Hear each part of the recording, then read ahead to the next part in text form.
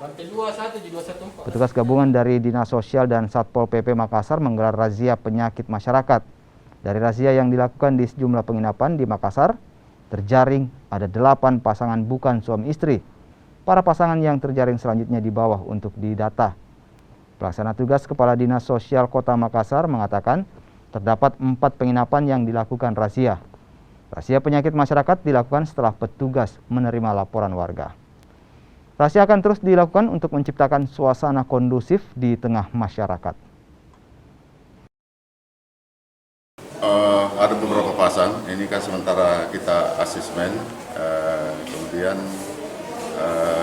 tadi ini memang kita ada beberapa yang memang yang kita razia, salah satu yang tidak proaktif, tidak kooperatif di dalam ini, namun pada prinsipnya ternyata setelah kita lakukan, dia akan mengaku suami istri, padahal setelah kita lakukan ini ternyata dia bukan. Nah, yang kita sesalkan di sini adalah dia tidak kooperatif, dia akan melawan dengan